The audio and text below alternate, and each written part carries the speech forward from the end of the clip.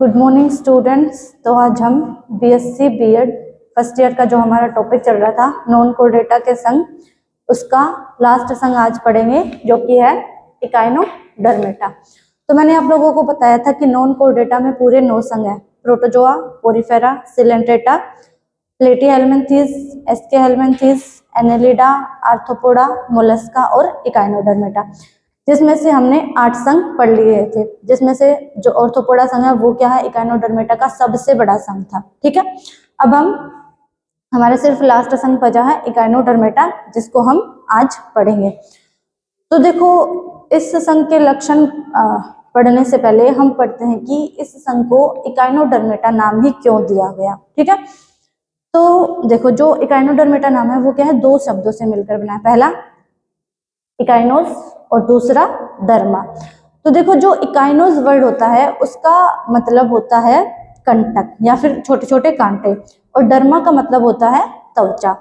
तो इस जीव के या फिर ऐसे जीव जिनकी त्वचा पर छोटे छोटे कंटक या छोटी छोटी क्या है, कांटों के समान संरचनाएं पाई जाती है, तो ऐसे जीवों को हम बोलेंगे इकाइनोडर्म्स। ठीक है, और ये जीव जिस संघ के अंदर पाए जाएंगे उसको हम बोलेंगे इकाइनोडर्मेटा संघ। ठीक है, तो इकाइनोडर्मेटा का मतलब क्या हो गया कि ऐसे जीव जिनके त्वचा पे या जिनके शरीर पे क्या है, छोटे छोटे कंटक या फिर छोटे छोटे कांटों के समान संरचनाएं पाई जाती है। ठीक है, अब कि ये तो हो गया इकाइनोडर्मेटा नाम का मतलब।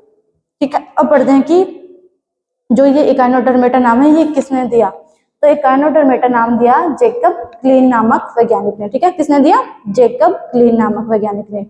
ये हो गई इसकी बेसिक इंफॉर्मेशन की इकाइनोडर्मेटा संघ का नाम किसने दिया और इकाइनोडर्मेटा ही नाम क्यों दिया गया, इसका क्या मतलब होता है। ठीक है, ये पढ़ लिया हमने। तो अब हम आगे पढ़ेंगे कि जो ये इकाइनोडर्मेटा संघ है इसके अंदर जितने भी जीव पाए जाते हैं उनके लक्षण क्या क्या होते हैं, या फिर उनमें कौन कौन सी विशेषताएं या कौन कौन सी संरचनाएं पाई जाती है जो इनको क्या है, जो बाकी के संघ है उनसे अलग करती है। तो सबसे पहले देखो, ये क्या होते हैं, समंदरवासी। मतलब कि इस संघ या फिर इकाइनोडर्मेटा जो संघ है उस संघ के अंदर जितने भी जीव पाए जाएंगे वो सब क्या होंगे, समुद्रवासी होंगे, यानी कि जलीय होंगे। जलीय होंगे लेकिन सिर्फ और सिर्फ समंदर के अंदर ही पाए जाएंगे। समंदर के अलावा जो बाकी का जल है, जैसे कि नदियां हो गई, ठीक है, झीलें हो गई या तालाब वगैरह, उनके अंदर इकाइनोडर्मेटा संघ के सदस्य नहीं पाए जाते हैं। ये केवल और केवल मरीन एनिमल होते हैं, मतलब कि समंदर के अंदर पाए जाने वाले जीव होते हैं, या फिर लवणीय जल के अंदर पाए जाने वाले जीव। क्यों, क्योंकि देखो जो समंदर का जल होता है उसमें क्या है, लवण पाए जाते हैं, इसलिए हम उसको लवणीय जल भी बोलते हैं। तो इकाइनोडर्मेटा संघ के जितने भी जीव होंगे वो या तो समंदर में पाए जाएंगे या फिर लवणीय जल में पाए जाएंगे। ठीक है, ये हो गई इनकी पहली विशेषता। दूसरी विशेषता है इनकी, ये अखंडित होते हैं। अखंडित का मतलब क्या हो गया कि इनके शरीर में ना तो बाहर से देखने पर ना ही आंतरिक रूप से क्या है, किसी भी प्रकार का कोई भी खंड पाया जाता है।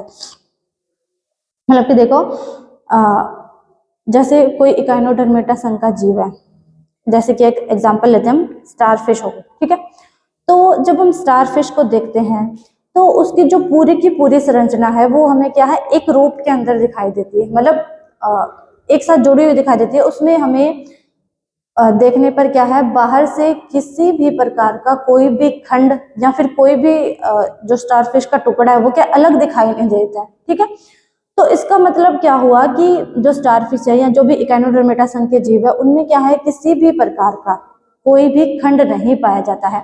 अगर हम उनकी बाह्य संरचना को देखेंगे तो भी हमें क्या है, वो पूरा जीव एक साथ जुड़ा हुआ दिखाई देगा। उसमें किसी भी प्रकार का कोई खंड या फिर कोई भी उस जीव का कोई भी जो हिस्सा है वो हमें अलग दिखाई नहीं देगा। ठीक है, उसी प्रकार क्या है, जब हम आंतरिक रूप से उसकी संरचना का अध्ययन करेंगे उस जीव का, तो आंतरिक रूप से भी क्या है, उसमें किसी भी प्रकार का कोई भी खंड नहीं पाया जाता है।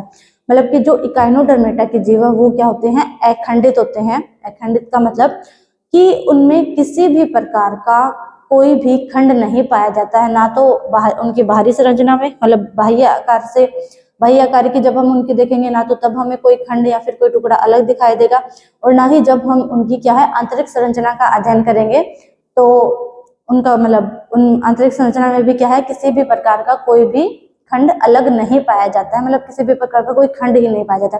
पूरा का पूरा जो जीव है वो क्या है, एक संरचना के रूप में जुड़ा हुआ रहता है। तो इसको हम बोलते हैं अखंडित, मतलब कि जो इकाइनोडर्मेटा संघ के जीव होंगे वो क्या होंगे, अखंडित होंगे।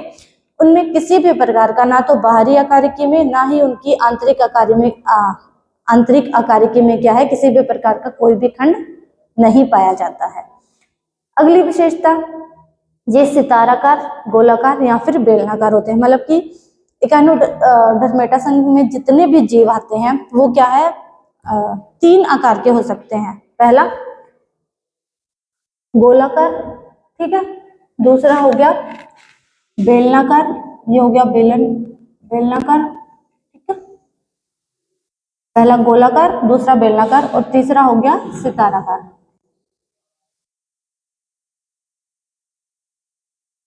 ये हो गया सिताराकार, जैसे हम किसी भी सितारे की संरचना बनाते हैं, ठीक है।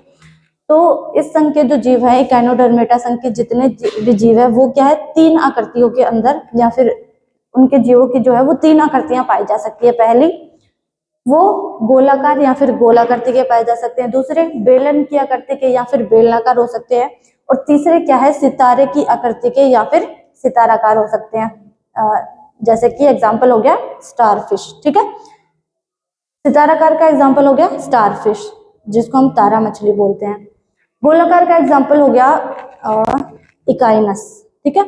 तो जो इकाइनस होता है वो क्या होता है, एक गोलाकार जीव होता है इकाइनोडर्मेटा संघ का, जिसके शरीर के बाहर की तरफ क्या है, एक कवच या फिर एक खोल पाया जाता है, ठीक है। और अंदर जब हम उसको तोड़ते हैं उसके खोल को, तो वो अंदर से क्या होता है, बिल्कुल खोखला होता है। जैसे कि गोलगप्पा होता है, बाहर से क्या है, उसमें एक कवच है, और जैसे ही उस कवच को तोड़ते हैं अंदर से वो क्या है, खोखला। उसी प्रकार जो एक इकाइनस होता है, जो कि इकाइनोडर्मेटा संघ का जीव है, वो भी क्या है, गोलगप्पे की तरह ही होता है, आकार में गोलाकार और अंदर से बिल्कुल खोखला होता है। और एक और आकार हो गया इनका बेलनाकार, मतलब कि इस संघ के जितने भी जीव होंगे उनमें 3 प्रकार की आकृति पाई जा सकती है। पहली गोलाकार, दूसरी बेलनाकार और तीसरी सिताराकार, ठीक है। अगला ये त्रिस्तरीय होते हैं। तो त्रिस्तरीय क्या होता है, तो देखो कि जब नर और मादा युग्मक के संयोग से युग्मनज बनता है। तो युग्मनज क्या होता है, एक कोशिका होती है, ठीक है, सिर्फ एक कोशिका। अब वो कोशिका क्या है, विभाजन करती है धीरे धीरे, और विभाजन करके बहुत सारी कोशिकाओं का निर्माण करती है, और फिर उन कोशिकाओं से क्या होता है कि संपूर्ण जीव का निर्माण होता है। तो देखो जब एक कोशिका के विभाजन द्वारा बहुत सारी कोशिकाएं बन जाती है, तो वो कोशिकाएं क्या करती है, आपस में व्यवस्थित होकर 3 स्तरों का निर्माण करती है, या फिर 3 स्तरों के रूप में व्यवस्थित हो जाती है। जैसे देखो ये पहला स्तर, उसके बाद में ये दूसरा स्तर, और फिर ये हो गया तीसरा स्तर। इनमें क्या है, जो कोशिकाएं हैं वो व्यवस्थित रहती है इस प्रकार, ये आंतरिक स्तर के अंदर, फिर ये जो बीच वाला या फिर मध्य स्तर हो गया इसके अंदर, ठीक है। ऐसे बहुत सारी कोशिकाएं पाई जाती है ऐसे। और फिर जो ये सबसे बाहर वाला स्तर है, इसके अंदर भी क्या है, बहुत सारी कोशिकाएं ऐसे गोलाकार रूप में व्यवस्थित रहती है, जो कि इसका सबसे बाहर वाला स्तर बनाती है, ठीक है। तो देखो जब ये कोशिकाएं ऐसे 3 स्तरों के रूप में व्यवस्थित हो जाती है, तो जिस जीव में ऐसी संरचनाएं पाई जाती है उनको हम बोलते हैं त्रिस्तरीय जीव। तो देखो अब जो ये कोशिकाओं के 3 स्तर बन गए, जैसे कि ये वाला हो गया सबसे अंदर वाला स्तर, ठीक है, फिर ये बीच वाला, ये जो सबसे अंदर वाला स्तर है इसको हम बोलेंगे अंत जनन स्तर, ठीक है, या फिर एक्टोडर्म, नहीं, या फिर इसको बोलते हैं एंडोडर्म, एंडोडर्म। उसके बाद में जो ये बीच वाला है, बीच वाला स्तर, इसको हम बोल देंगे मध्य जनन स्तर, ठीक है, क्या बोलेंगे, मध्य जनन स्तर, या फिर इसको बोलते हैं हम मीजोडर्म, क्या बोलते हैं, मीजोडर्म। और जो सबसे लास्ट वाला है, जो सबसे बाहर वाला स्तर है, उसको हम बोलेंगे बाह्य जनन स्तर, ठीक है, या फिर इसको बोलते हैं हम एक्टोडर्म, एक्टोडर्म। तो जिस भी जीव में कोशिकाओं के ये 3 स्तर पाए जाते हैं, उसमें से जो सबसे बाहर वाला स्तर होगा उसको हम बोलेंगे बाह्य जनन स्तर या फिर एक्टोडर्म। जो मध्य में या फिर जो बीच में कोशिकाएं, बीच में जो कोशिकाएं व्यवस्थित होगी उनके स्तर को हम बोलेंगे मध्य जनन स्तर या फिर मेसोडर्म। और जो सबसे अंदर की तरफ कोशिकाएं स्थित होगी या जो स्तर सबसे अंदर की तरफ होगा उसको हम बोलेंगे अंतःजनन स्तर या फिर एंडोडर्म, ठीक है। तो जो त्रिस्तरीय जीव है उनमें कोशिकाओं के 3 स्तर पाए जाते हैं, बाह्य जनन स्तर, मध्य जनन स्तर और अंतःजनन स्तर। तो कोशिकाएं क्या 3 जनन स्तरों में व्यवस्थित होगी या फिर विभक्त होगी। फिर ये तीनों जनन स्तर आगे चल के क्या बनाते हैं, जीव के शरीर के अलग अलग अंगों का निर्माण करते हैं, ठीक है। जैसे मान लो जो मेसोडर्म की कोशिकाएं हैं वो क्या करेगी, मनुष्य में हार्ट का निर्माण करती है, ठीक है। जो बाह्य जनन स्तर की कोशिकाएं वो क्या करेगी, मस्तिष्क का निर्माण करेगी। तो इस प्रकार के तीनों इस प्रकार क्या होगा, जो तीनों जनन स्तर की कोशिकाएं हैं वो जब संपूर्ण जीव का निर्माण होगा तो उसमें अलग अलग अंगों का निर्माण करती है। और ऐसे जीव जिनमें कोशिकाओं के 3 स्तर या फिर 3 जनन स्तर पाए जाते हैं, ऐसे जीवों को हम बोलते हैं त्रिस्तरीय जीव, ठीक है। अगला लक्षण देह गुहा। तो देह गुहा क्या होती है कि जब ये 3 जनन स्तर बनते हैं तो जो सबसे अंदर वाला जनन स्तर होता है उसमें क्या है, ये देखो बीच में आपको एक खाली जगह दिख रही है ना, ये वाली। तो जो ये खाली जगह है ये क्या करती है, एक गुहा का निर्माण करती है, ठीक है। तो इस गुहा को ही हम बोलते हैं देह गुहा। और जो इकाइनोडर्मेटा संघ के जीव होते हैं उनमें क्या है, विकसित प्रकार की देह गुहा पाई जाती है। और विकसित में भी कौन सी, अंतर देह गुहा, मतलब कि जो इकाइनोडर्मेटा संघ के जो जीव है उनके अंदर जो आंतें होगी या फिर जो अंतर होगी उसमें भी क्या है, देह गुहा पाई जाती है, इसीलिए हम इसको बोलते हैं अंतर गुहीय।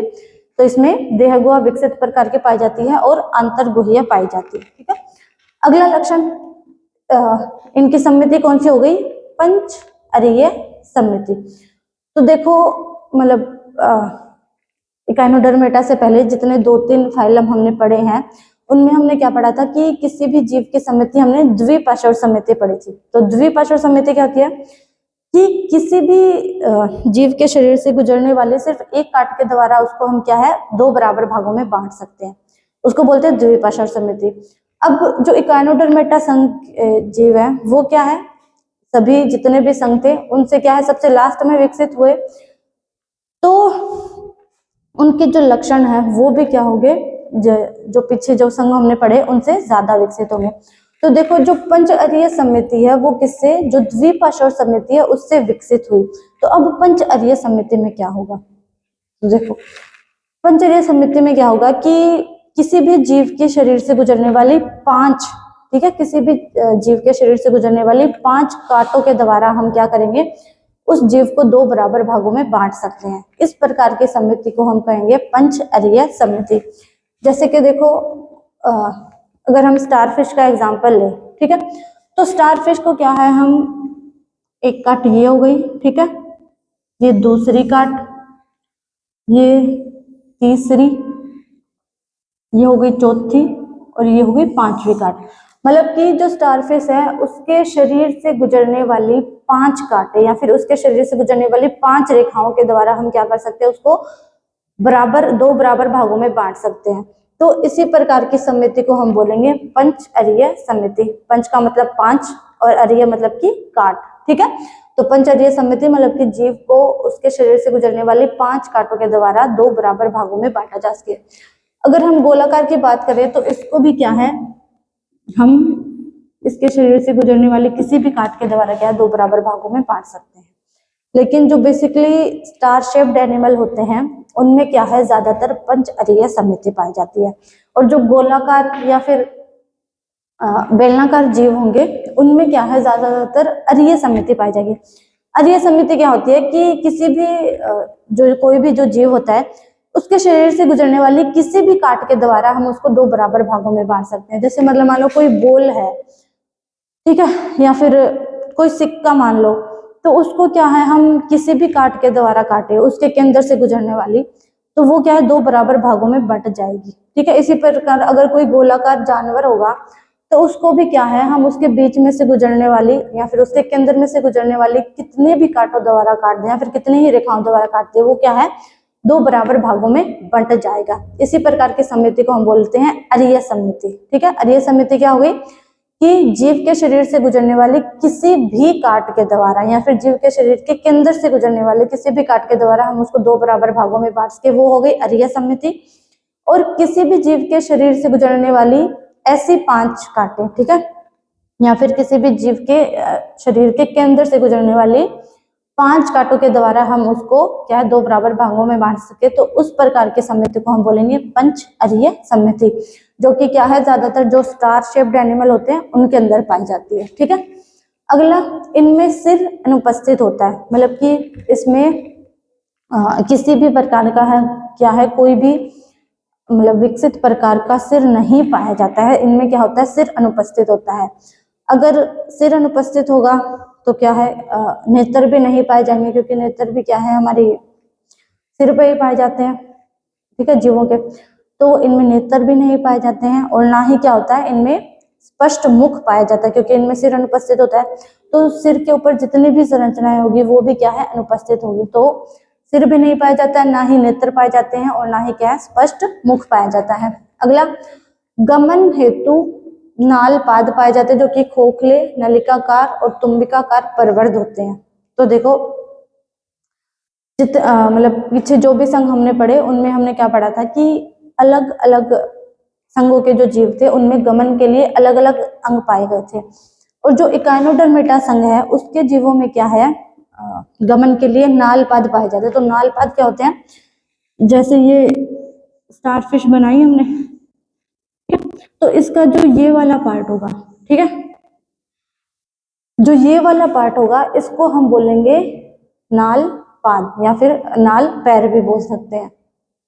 तो जो स्टारफिश की जो 5 भुजाएं होती है वो भुजाएं ना होकर क्या करती है नाल पाद या फिर नाल पैर के रूप में कार्य करती है, और उस जीव को क्या है गमन करने में सहायता करती है। जो ये नाल पाद होते हैं या ये क्या होते हैं अंदर से खोखले होंगे, नलिकाकार होंगे और तुम्बिकाकार परवर्ध। परवर्ध क्या होता है कि किसी भी जीव के शरीर से निकलने वाली किसी संरचना को जो क्या होता है ऐसे थोड़ी सी मुड़ी हुई होती है, तो उसको हम बोलते हैं परवर्ध। तो ये जो पैर है ये भी क्या है इस जीव की जो ये बीच वाली संरचना है उससे निकल रहे हैं, तो इसको हम परवर्ध बोलेंगे, ठीक है। तो ये क्या होंगे अंदर से खोखले होंगे, नलिकाकार होंगे और तुम्बिकाकार परवर्ध होते हैं। तो इनमें गमन अंग हेतु क्या है नालपाद पाए जाते हैं। अगला लक्षण, इनमें पुनरुद्ध भवन की क्षमता होती है। तो अब देखो कि पुनरुद्ध भवन क्या होता है। पुनरुद्ध भवन का मतलब है कि मान लो कोई भी एक जीव है, ठीक है, उस जीव से क्या किया कि अगर उसका कोई अंग, ठीक है, या फिर उस जीव के शरीर का कोई हिस्सा क्या है किसी वजह से अलग हो गया उस जीव से, तो क्या होगा उस जीव के शरीर पे वो हिस्सा क्या है दोबारा बन जाता है। इसी क्रिया को हम क्या बोलते हैं पुनरुद्ध भवन, या फिर हाँ इसी क्रिया को हम क्या बोलते हैं पुनरुद्ध भवन। कि अगर जो इकाइनोडर्मेटा संघ के जीव है उनमें क्या किसी प्रकार की कोई टूट फूट हो गई या फिर उनके शरीर का कोई हिस्सा अलग हो गया, तो उनमें क्या है वो हिस्सा दोबारा उग जाता है या फिर दोबारा क्या है विकसित हो जाता है। तो इसी क्रिया को या फिर इसी प्रक्रिया को हम क्या बोलते हैं पुनरुद्ध भवन, ठीक है। अगला लक्षण, इनकी त्वचा पर सुरक्षा हेतु कैंची जैसे पेडिसिलेरिया पाए जाते हैं। तो हमने क्या पढ़ा था कि जो इकाइनोडर्मेटा संघ है उसके जो जीव है उनकी त्वचा पर क्या है कंटक, छोटे छोटे कंटक या फिर कांटे के समान संरचना पाई जाती है। तो देखो और वो जो संरचनाएं होती है वो क्या होती है इनकी सुरक्षा के लिए पाई जाती है। तो इनकी त्वचा पर क्या है सुरक्षा के लिए कैंची जैसे पेडिसिलेरिया नामक एक संरचना पाई जाती है। ये देखो ये एक स्टारफिश है, उसकी जो ये एक भुजा है इसके ऊपर ऐसे छोटे छोटे कैंची के समान संरचनाएं पाई जाएगी, ठीक है। इन संरचनाओं को ही हम क्या बोलते हैं कंटक। और वैसे इनका नाम क्या होता है, पेडिसिलेरिया। ये जो संरचनाएं हैं ये क्या करती है, किसी भी जीव की बाह्य जीव या फिर जो बाह्य आघात होते हैं या फिर जो बाह्य वातावरण है उनसे सुरक्षा करती है। ठीक है, तो इन कैंची जैसी संरचनाओं को हम बोलेंगे पेडिसिलेरिया, जो कि इस जीव में किसके लिए पाई जाती है, इस जीव की सुरक्षा हेतु। ठीक है, तो देखो इकाइनोडर्मेटा के बारे में हमने आज क्या क्या पढ़ा। सबसे पहले तो इकाइनोडर्मेटा क्या है, नॉन कोर्डेटा का सबसे लास्ट और 9वां संघ है। ठीक है, अब है कि इकाइनोडर्मेटा ही नाम क्यों दिया गया, क्योंकि जो इकाइनोडर्मेटा शब्द है वो क्या है, दो शब्दों से मिलकर बना है, पहला इकाइनोस दूसरा डर्मा, जिसमें इकाइनोस का मतलब होता है कंटक या फिर छोटे छोटे कांटे और डर्मा का मतलब होता है त्वचा। तो ऐसे जीव जिनकी त्वचा पर क्या है, छोटे छोटे कंटक या फिर छोटे छोटे कांटे के समान संरचनाएं पाई जाती है, ऐसे जीवों को हम बोलेंगे इकाइनोडर्म्स। और ये जीव जिस संघ में रखे गए उस संघ को नाम दिया गया इकाइनोडर्मेटा। बाकी इकाइनोडर्मेटा नाम दिया किसने, तो इकाइनोडर्मेटा नाम दिया इनको जेकब लिन नामक वैज्ञानिक ने। अब इनके लक्षण पढ़े। सबसे पहले ये समुद्रवासी होते हैं, मतलब कि सिर्फ और सिर्फ समुद्र में पाए जाएंगे या फिर जहां भी लवणीय जल पाया जाएगा वहां पाए जाएंगे। दूसरा, ये अखंडित होते हैं, इनमें किसी भी प्रकार का ना तो इनकी बाह्य संरचना में ना इनकी आंतरिक संरचना में किसी भी प्रकार का कोई भी खंड नहीं पाया जाता है। अगला, इनकी आकृति 3 प्रकार की हो सकती है, या तो ये गोलाकार या बेलनाकार या फिर क्या है, सिताराकार हो सकते हैं, सितारे के समान। अगला, ये त्रिस्तरीय होते हैं, मतलब कि इनमें कोशिकाओं के 3 स्तर पाए जाते हैं, जिनको हम 3 जनन स्तर भी कहते हैं, बाह्य जनन स्तर या एक्टोड्रम, मध्य जनन स्तर या मेसोड्रम और अंतर जनन स्तर या फिर एंडोड्रम। और ये तीनों जनन स्तर आगे चलकर क्या है, जब जीव का विकास होता है तो उसके विकास में क्या है, अलग अलग अंगों का निर्माण करते हैं। अगला, इनमें विकसित देह गुहा पाई जाती है, जो क्या होती है, अंतर्गुह्य प्रकार की होती है। अगला हमने क्या पढ़ा, पंचअरीय समिति। तो पंचअरीय समिति द्विपार्श्व समिति से ही आगे विकसित हुई है। जो इकाइनोडर्मेटा संघ के मतलब गोलाकार जीव या फिर जो बेलनाकार जीव होंगे उनमें क्या है, अरीय समिति पाई जाएगी। अरीय समिति क्या होती है कि किसी भी जीव के शरीर के केंद्र से गुजरने वाली किसी भी काट द्वारा हम क्या उसे 2 बराबर भागों में बांट सके, ये वाली समिति होती है अरीय समिति। और पंच अरीय समिति कौन सी होती है कि ऐसी काट, तो किसी भी जीव के शरीर से गुजरने वाली 5 कांटों के द्वारा हम क्या है उसको 2 बराबर भागों में बांट सके, उसको बोलेंगे पंच अरीय समिति। तो पंच अरीय समिति कौन से जीवों में पाई जाएगी, ऐसे जीव जो क्या होंगे, सिताराकार होते होंगे, जैसे कि स्टारफिश हो गई। और अरीय समिति किसमें पाई जाएगी, ऐसे जीव जिनकी संरचना या तो गोलाकार है या फिर बेलनाकार, उसमें पाई जाएगी पंच अरीय सीधी अरीय समिति। उसके बाद इनमें सिर अनुपस्थित होता है, मतलब कि इसमें कोई भी स्पष्ट सिर नहीं होता। अगर सिर नहीं होगा तो ना तो नेत्र पाए जाएंगे ना ही स्पष्ट मुख पाया जाएगा। तो इनमें सिर का अभाव भी होता है, जिसके कारण क्या होता है, नेत्र का अभाव भी होता है और स्पष्ट मुख भी नहीं पाया जाता। अगली, इनमें गमन हेतु नालपाद पाए जाते हैं, जो क्या होते हैं, अंदर से खोखले होते हैं, नलिकाकार होते हैं और तुम्बिकाकार परवर्ध होते हैं। तो नालपाद क्या हो गए, जैसे ये कोई स्टारफिश है, इनकी जो ये 5 भुजाएं हैं, तो जैसे ये एक भुजा हो गई तो इसी को हम क्या बोलेंगे, एक परवर्ध बोलेंगे। ये क्या है, जो स्टारफिश का बीच वाला हिस्सा है उससे निकले हुए परवर्ध है या फिर उससे निकली हुई संरचना है, जो क्या होगी, अंदर से खोखली होगी, नलिका के आकार की होगी और तुम्बिकाकार होगी। और इन्हीं परवर्ध को, निकले हुए परवर्धों को हम क्या बोलते हैं, नालपाद, जिसकी सहायता से जो इकाइनोडर्मेटा संघ है उसके जो जीव है वो क्या है, गमन करते हैं, एक स्थान से दूसरे स्थान पर जाने के लिए इनका उपयोग करते हैं। अगला, इनमें पुनरुद्भवन की क्षमता पाई जाती है। तो पुनरुद्भवन क्या है, मतलब कौन सी क्रिया है कि अगर किसी भी जीव के शरीर का कोई भी अंग या फिर कोई भी हिस्सा उससे किसी कारणवश अलग हो जाता है तो उस जीव में क्या है, वो हिस्सा दोबारा निर्मित हो जाता है। ठीक है, इसी क्रिया को हम क्या कहते हैं, पुनरुद्भवन।